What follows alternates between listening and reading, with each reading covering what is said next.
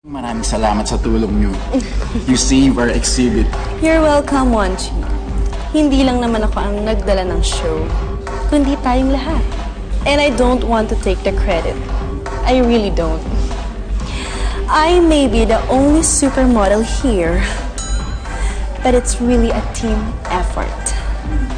And also, it's an honor for me na makatrabaho ang isang amateur. Thank you so much, Agatha. You know what? Seeing you is kind of like a throwback.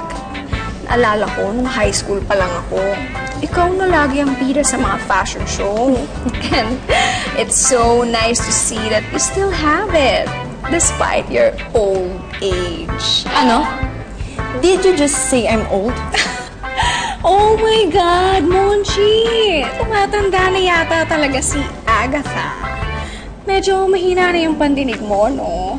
But yes, that's right. I said, you're old. Ah, ganon ah. Alika dito. Ha? Ano? Ha? Agatha, tama na. Pia, stop. Si? Sinong inawat sa atin ni Juan? Juan? Asa si Juan? Bakit ikaw umaawat dito? Asa si Juan? Umalis na.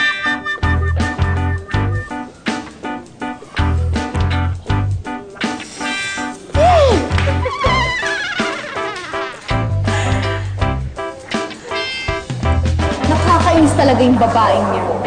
Alam mo, pag nakita ko pa siyang umaaligid-aligid kay Juan, kakalbuhin ko na talaga siya. Nakakabwisit yung mga babaeng mga agaw ng boyfriend. Alam mo yun, dapat sa kanila nagpupunta sa impyerno eh. Mga kabet. Eh di magkikita-kita kayo dun. Hoy, excuse me. Iba naman ang case ko. Juan and I, we are each other's greatest love.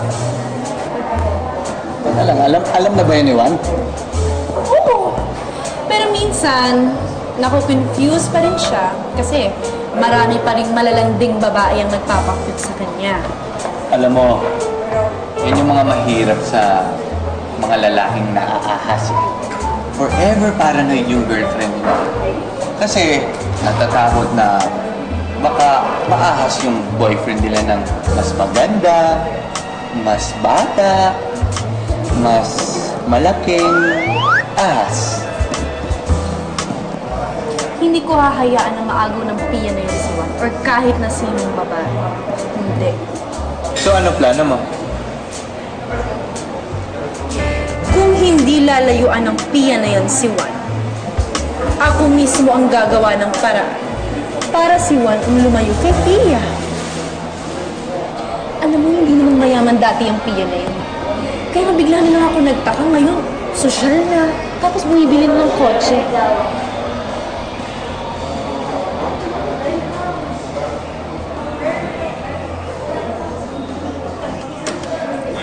Speaking of the devil, ayun o, si Pia. Sino yung naka-coat?